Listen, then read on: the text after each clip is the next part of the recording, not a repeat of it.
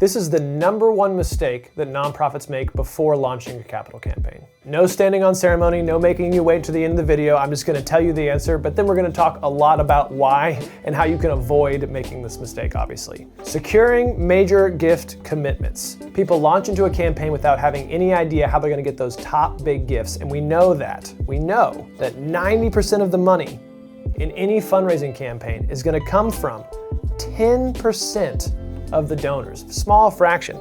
Even larger, 50% of the money, half of your campaign total, is likely to come from 2% of your donors. So if you don't have this top 10% and these top 2% of people all dialed in, this 90% of your money, or half of your total, just won't exist. And there's no making up for it. There's no other category that you can use to make up for this deficit here. So it is the one and be all end all thing that can kill a campaign, and nonprofits launch all the time without having any idea how to do this. So here's how to avoid that. First of all, why does this happen? How is this even possible? The first thing that a lot of charities do is they rely super heavily on public support. They think once we launch, once everyone hears all the awesome things we're about to do, the donations are just gonna come flooding in. We're gonna get so many $20, $50, $100 donations. We're gonna do events, we're gonna send mail, we're gonna post on social media. We'll have thousands, perhaps tens of thousands of people who are going to give to our campaign and just make up for it. Where in reality, that public piece, the small donors, that's gonna be about 10% of your total. So if you don't have the other 90% ready to go, that 10% is gonna be very, very difficult. But people think, well, we'll just launch, we'll go public anyways, and then the major donors will come from there. We'll get the major gifts. But if we don't have those major gifts in advance, this is just not gonna work for us. If you've seen a fundraising campaign stall or fail, this was probably the reason. We did not have enough big gift support before we launched in the beginning, especially from our private supporters. The second reason this happens a lot is pressure from leadership. And we've talked about this before, but we have kind of these two overlapping circles. Over here this is what the org wants to fund, and this is what the donors want to fund. The donors have all these things that they're excited to spend money on and excited to put their money behind, and the organization has all these things that they want to grow and these visions.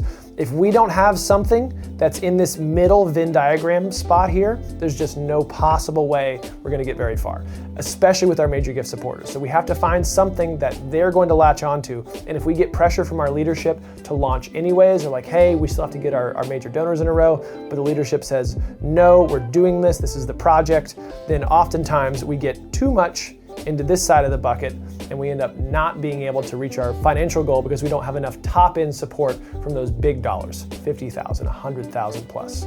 And the last thing that can kind of kill this is lack of major gift strategy. Lack of major gift strategy. We have no perceived pipeline for major gifts, and we have no way of working to find additional people who can support us at that top level. Maybe we have a couple people we can ask, but if we don't have a plan outside of that, we go to our top 2 or 3 supporters and go, well, I hope they say yes, because if they say no, I don't know anybody else.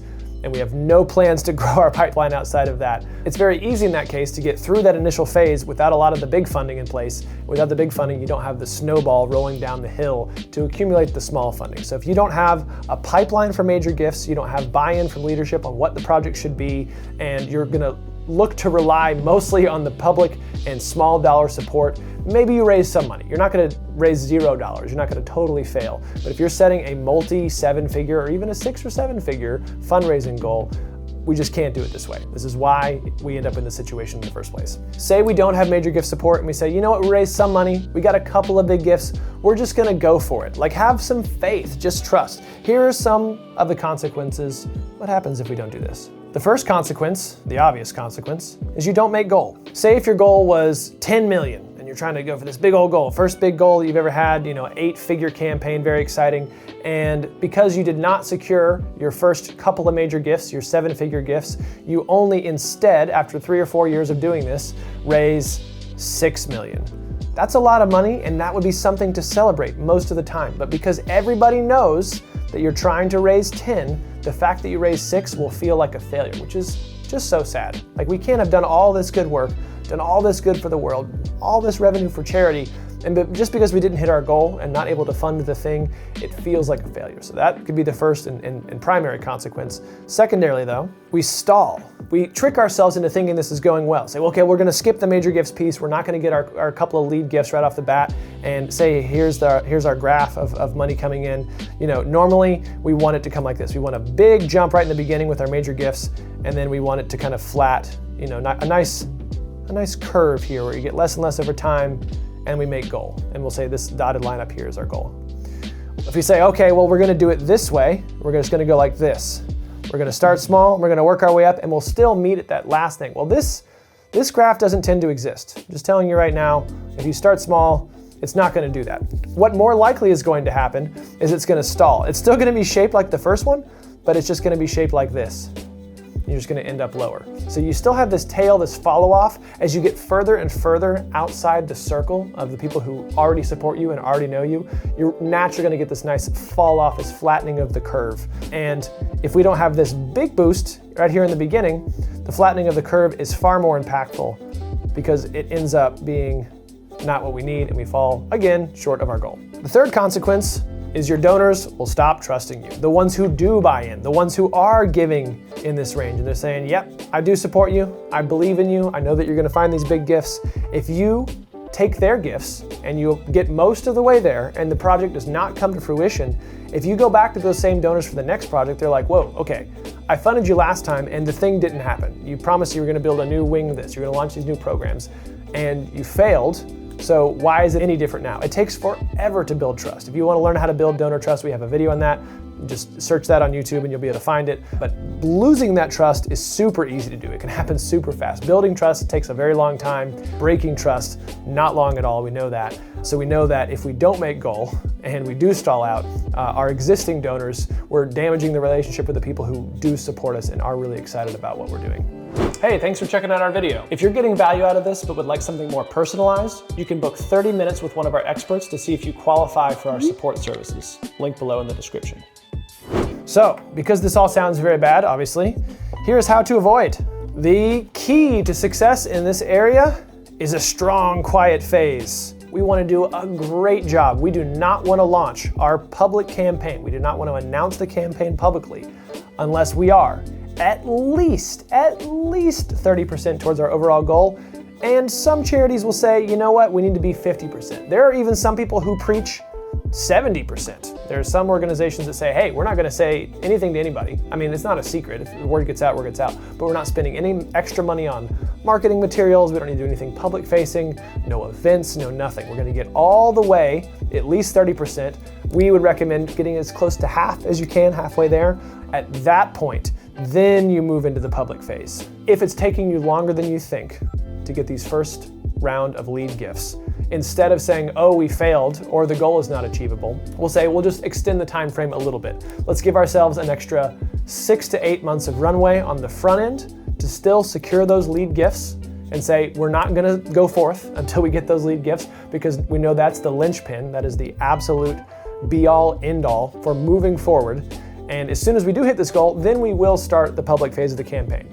Better to be 4 to 6 months late or 8 months late than not having done it at all, and much better than just launching into it without getting those major gifts.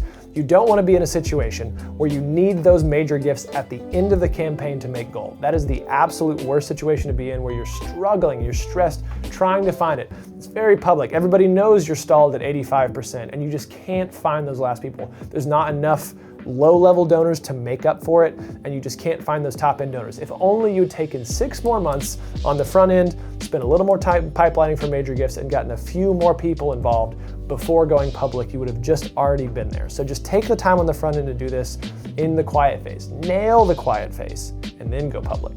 The second tip that we have, and we use this with our clients all the time, is we focus on the peer-to-peer networks and connections. A couple of ways you can do this. You can either have a volunteer fundraising team, so you have like a campaign council, campaign committee, these volunteers, and they help you raise money by maybe approaching some prospects themselves, feeding you names, giving you prospect lists, introducing you to people, connecting you to other wealth, other leaders in the community. Or you can talk to your donors and say, hey, Mr. Smith, we're so grateful that you were able to give $100,000 towards our project. If you could name one person within your network who also might be pretty excited about that, who would that be? And just ask them, just straight up ask them. Is there anyone else that you know that might also want to give to this project or also might want to support us in some way? Is there anyone you could connect us to? I try to use the if there was just one person language, because if you say, hey, do you know anyone? They go, oh, I'll think about it. But if you say, hey, if you had to pick one person in your network to connect us to for a potential gift or just for their connections, who would that one person be? It really forces them to be like, okay, I can think of one person. So approaching your volunteers, this means your board as well. Approaching your donors is big on peer-to-peer. It takes a while for someone to trust an organization. You've already kind of established this. You probably know this inherently. Like if someone's going to give a big gift, they might want 3 or 4 or 5 cultivation meetings to learn more about the charity. We can fast track this a little bit by going through their peers and the people they already trust. If you and a board member who serves on your board are sitting across from a donor and the board member just explains why they're involved and why they're a donor, and then you make the ask, that donor doesn't have to trust you inherently because they trust their peer. They trust this person, and this person's saying, hey, I've already vetted these guys. Like I know this charity is worthwhile, they spend their money well. I serve on the board, I make sure that they're fiduciary, all this stuff is good. Like I have endorsed them and I just want you to join me. I'm not asking you to do anything that I'm not doing. That's so powerful, and using that peer-to-peer donor connection, being able to go through people's networks to get to other people. That's how we do most things, and just to leverage that in the beginning. So if you feel like you're stalled, you can't get your pipeline going, you don't know where to find major donors, go with the people who are already giving time and money and see who they know. The next piece is leadership buy-in. This is the easiest way to kill a campaign. If you don't have buy-in from your executive team, your CEO, executive director, the board executive team, the board chair, everybody who makes decisions and is in charge of the organization. If they're not all unanimous on, yes, this is the project, we're excited about it, we're gonna put our full weight behind it, it will pretty much kill the project. We know for sure that if there's a couple people who are not quite as bought in, we're gonna be fighting them the whole time. But if there's a lot of people or you don't have strong endorsement from the leadership, both from a financial perspective, from an investment perspective, from a time perspective, it's just not going to work. The clients that we have, the campaigns that we're running right now that have the most success and are moving the fastest towards their goal, they all have one thing in common. Their CEO or their top executive, their executive director is super bought in on philanthropy. If your ED is all over it and they're spending time and they're giving you the resources that you need, and they're maybe even giving personally to the campaign, that is the best possible situation for a nonprofit. It is the easy way to determine, is this campaign going to fail or not? Is the leadership engaged or not? Are they bought in or not? So getting this leadership buy-in or having it come from the top, or maybe you're the nonprofit leader, you are the one who basically drives this. It is the single most determining factor in success or failure because it allows you to unlock those lead gifts, those major gifts, those connections, and it can be a really fast way to stop the campaign if the leadership is not bought in. So make sure the leadership buy-in is solid. And the last thing is, we've kind of already talked about it, but I just want to reiterate, major gifts first, then launch. If we want to boil this all down to one simple concept, it's secure your major gifts. Sometimes organizations that we work with, this happens over the first 4 to 6 months. It's pretty fast. Sometimes it takes them up to 2 years to get to that 50% point. And in both cases, we are not going to launch. Even if we're like, oh, we're planning for a launch in the fall. It's like, hopefully by the fall we're at that point, but we are just going to be on the timeline of our major donors. We're going to push as hard as we can. We're going to move as quickly as we possibly can to get to that point where we can launch and we can get through those gifts. We're going to make tons of asks, tons of connections. If you want to learn how to pipeline for major gifts, we have videos on that on the channel that you can check out. But major gifts first, securing as many as we possibly can, getting those lead gifts done, and then launch. Hopefully now that you've watched this video, you will not make the same mistake that lots of charities make in launching their campaign publicly before securing their lead and major gifts. If you think you might need a little bit of help getting your campaign up and running, you can go to pridephilanthropy.com and book some time with our team to see if you might qualify as a client of Pride. Regardless, we have tons of free resources both here on YouTube and over on the website, so feel free to check those out, and we will see you in the next video.